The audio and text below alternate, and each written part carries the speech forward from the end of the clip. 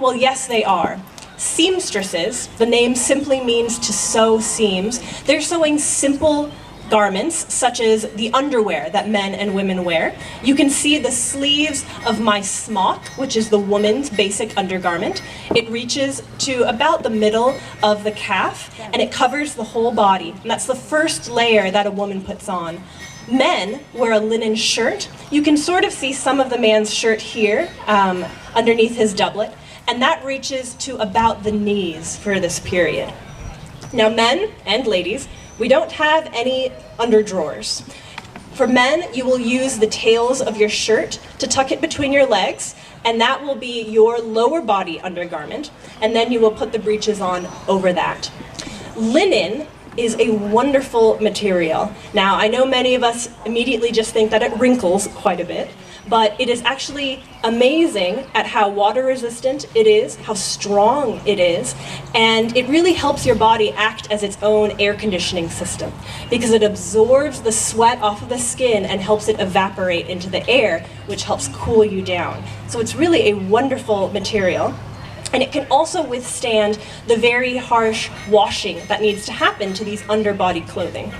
Because these people are not bathing the way that we do to wash ourselves. So today, we will take a bath or a shower to remove dirt and impurities from the body.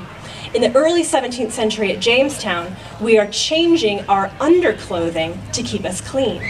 So this smock or a man's shirt will absorb the sweat and the dirt and the oils from the body, and by removing that, that is how you are removing the dirt from the body.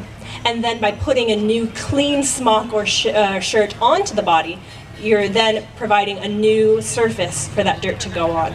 And this is a process called shifting. So you're shifting a dirty shirt for a clean one. So clean linen is very important, and seamstresses need to be able to sew extremely fine, 30 stitches per inch. If you think about the first joint here of your thumb, that's about an inch, and imagine trying to get 30 stitches in there. And this needs to be able to withstand boiling water, scrubbing, and lye, so that these things can get cleaned, removed of those impurities, and then clean the body again. So seamstresses do have skills. It's just not considered on the same level as tailors. We do know that there are women considered seamstresses at Jamestown. And one of the ways that we know this is actually through quite a sad story. One of the first women to come here in 1608, Anne Burris Leyden, was asked to make shirts for the colony. Many of the women were. So they were sewing their linen shirts with their linen thread, and she discovered that the thread they had been given to sew these shirts was inadequate. Either it kept breaking or there just wasn't enough of it. So what she and her friend Jane Wright did was begin to unravel the bottom of the shirts. So they were pulling threads out of the bottom of the shirt so that they could sew with it.